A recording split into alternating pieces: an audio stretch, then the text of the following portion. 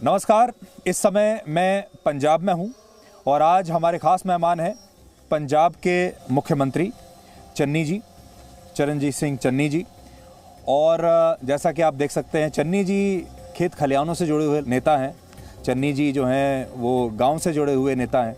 इसलिए आज हम मुख्यमंत्री जी को एक गांव में लेकर आए हैं, खेत खलिहानों के बीच में लेकर आए हैं, उनके अपने लोगों के बीच में लेकर आए हैं। ऐसी जगह जहां वो जिन्होंने अपना समय बिताया है, अपनी जवानी बिताई है। और यहां आज हम इस जगह से उनके साथ राजनीति की बात करेंगे, चुनाव की बात करेंगे। तो चन्नी जी, आपका बहुत बहुत स्वागत है। धन्यवाद, थैंक यू वेरी मच। और इस समय हम बिल्कुल एक गाँव के बीचों बीच खड़े हुए हैं, तो आपको कुछ घर वापसी जैसी फीलिंग आ रही है, होम कमिंग? मैं पंजाब के लिए बोलता हूँ। आप पहले तो ये देखो कितना सुंदर लग रहा है पंजाब। और ये सरसों का खेत है, इसी से साग बनता है जो हमारा ट्रेडिशनली खाना है, साग और मक्की की रोटी। और इस तरफ कमाद है। तो एक पंजाबी में पंजाब के लिए है कि पंजाब करां की सिफ्त तेरी, शाना दे सब सामान तेरे, जल पाउण तेरा, हरियाल तेरी, धरत पर्वत मैदान तेरे। ये पंजाब बहुत खूबसूरत धरती है। तो ये वास्ते एक राहत इंदौरी है, उन्हें एक शेर बोलिया कि चलते फिरते महताब दिखाएंगे तुम्हें, चलते फिरते महताब दिखाएंगे तुम्हें, हमसे मिलना कभी, पंजाब दिखाएंगे तुम्हें। तो आज आप मुझे मिले हो, मैं आपको पंजाब दिखा रहे हैं। बिल्कुल, यू आर वेलकम। और आपके जो जितने व्यूअर्स हैं उनके लिए मेरा नमस्कार। और हल्की हल्की बारिश हो रही है, बूंदाबांदी हो रही है और चारों तरफ खूबसूरती तो आप देख ही रहे हैं। लेकिन इस बीच में मैं आपसे ये ज़रूर पूछना चाहूँगा, अभी आपके बारे में कहा जाता है आप एक्सीडेंटल चीफ मिनिस्टर हैं, लक बाई चांस। आप मौसम का नज़ारा ले लो। कहते रुख बोलते तो अख नहीं लगती, मिनी मिनी वाह वगदी, वाह कहते हवा नू। आहिस्ता आहिस्ता हवा चल रही है और रुखों के पत्तों की आवाज़ आ रही है और इतना सुंदर माहौल है। आप पंजाब को एंजॉय करो। बाकी ये है, मैं एक्सीडेंटल प्रेसिडेंट सीएम नहीं हूँ। मैं बचपन से लोगों में हूँ। 3 बार एमसी बना हूँ, 2 बार म्यूनिसिपल प्रेसिडेंट बना हूँ।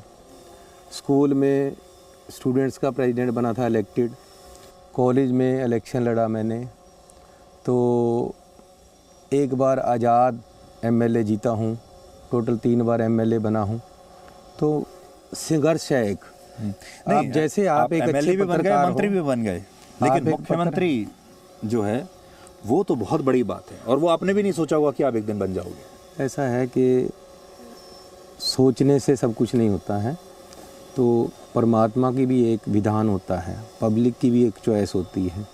तो जैसे आवाज़ें खलकत आवाज़ें खुदा बन जाती हैं, तो ऐसे ही जो पब्लिक चाहती है, जो कुदरत चाहती है, हमें पता ही नहीं होता कि हमारे लिए परमात्मा ने क्या स्टोर में रखा हुआ है।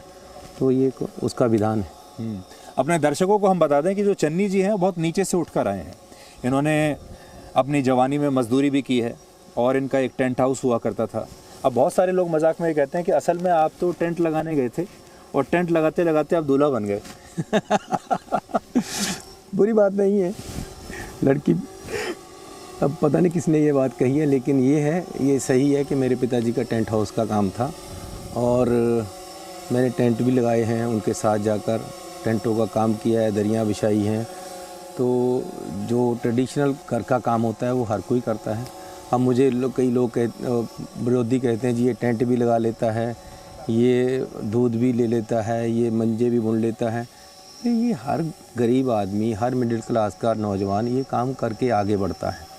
अब जैसे ये कमाद है, इसका मैं काम कर ले सकता हूँ। ये खेत वाला है, खेत का काम कर सकता हूँ, क्योंकि गांव में ये सब काम करके ही आप आगे बढ़ते हो। गरीबी में से निकलने के लिए आपको बहुत संघर्ष करना पड़ता है।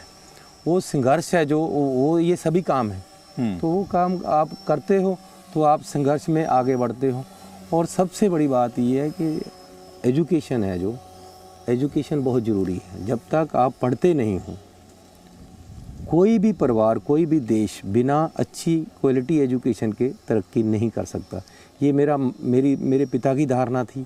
उन्होंने हमें पढ़ाया तो हम आगे बढ़ने की कोशिश कर रहे हैं। तो ये हर परिवार को और देश को अच्छी एजुकेशन के लिए सुविधाएं देनी होगी, अच्छा इंफ्रास्ट्रक्चर देना होगा, अच्छे टीचर देने होंगे, अच्छा मॉडल एजुकेशन का लेकर आना होगा। आपने एजुकेशन की बात की, आप तो खुद पीएचडी कर रहे हैं, तो पीएचडी जब आपकी हो जाएगी तो आप डॉक्टर चन्नी तो चाहे ना भी कहलाएंगे आप। लेकिन मेरा ये मानना है कि हमें ज़िंदगी में आगे बढ़ने के लिए हर समय अपने आप को स्ट्रेंथन करते रहना चाहिए। मैं पहले बीए की थी, फिर मैंने लॉ किया पंजाब यूनिवर्सिटी से, फिर मैंने जब मैं पहली बार एमएलए बना तो एमबीए की, सेकंड टाइम मैं एमएलए बना तो मैंने एमए की, अब मैं पीएचडी कर रहा हूँ। ये क्यों कर रहा हूँ? हालांकि अब मुझे ज़रूरत नहीं है इन चीज़ों की, लेकिन लियोपेंड जी थैंक यू। अरे वाह, थैंक यू सो मच। देखिए इतनी ठंड में जहाँ हल्की हल्की बूंदाबांदी हो रही है और गर्मा गर्म चाय मिल जाए तो इससे अच्छा कुछ नहीं हो सकता। तो मैं आपको कह रहा था कि हमें अपने आप को स्ट्रेंथन करने के लिए सारी उम्र पढ़ना है, सारी उम्र अपने आप पे काम करना है। मेरी लड़ाई अपने आप से ही होती है, मेरी किसी से कोई लड़ाई नहीं। आप पीएचडी तो कांग्रेस पे कर रहे हैं? मैं पॉलिटिकल साइंस का स्टूडेंट हूँ, तो लॉ भी किया है मैंने, बीए तक इकोनॉमिक्स थी मेरे पास, लेकिन अब मैं पीएचडी है जो वो पॉलिटिकल साइंस में इंडियन नेशनल कांग्रेस पे कर रहा हूँ। उसका वो है कि Indian National Congress its electoral strategy and organisation structure of Indian National Congress, तो इस पे मैं काम कर रहा हूँ। देखिए इसी की तो सबसे ज़्यादा ज़रूरत है कांग्रेस पार्टी को आज कि चुनाव की स्ट्रेटजी क्या हो, चुनाव कैसे जीते ये पार्टी, और ऑर्गेनाइजेशनल स्ट्रक्चर क्या हो। तो आप नहीं, इसकी कांग्रेस के नेताओं को क्या फ़ायदा होगा? खाली कांग्रेस को नहीं ज़रूरत है, इसकी समाज और देश को ज़रूरत है, क्योंकि बिना कांग्रेस देश को देखना एक गलती है। आपके कांग्रेस ने देश को आज़ादी देने में बहुत बड़ा रोल किया है और कांग्रेस ने इस देश को बिल्ड करने में बहुत बड़ा रोल किया है। अब कोई कहे कि कांग्रेस मुक्त सरकार, उसका मतलब है कि आप आज़ादी की उस लड़ाई को भूलकर आप एक अच्छा हिंदुस्तान नहीं देखना चाहते। अगर अच्छा हिंदुस्तान की कल्पना करनी है तो कांग्रेस को आगे बढ़ाना होगा और एक सेकुलर सोच को आगे बढ़ाना होगा, जिससे देश मिलकर आगे बढ़े। जी, अभी तक आपकी अपनी अंडरस्टैंडिंग क्या रही है जब आपने पीएचडी की इस पूरे मामले में?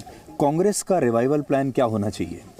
आप ही का कुछ लाभ ले लेते हैं। वो तो मैं अपने वो जो मैं थीसिस देने वाला हूँ उसमें दूंगा, वो डिस्क्लोज नहीं कर सकता। गाइड और एक हर चीज़ की एक मर्यादा होती है।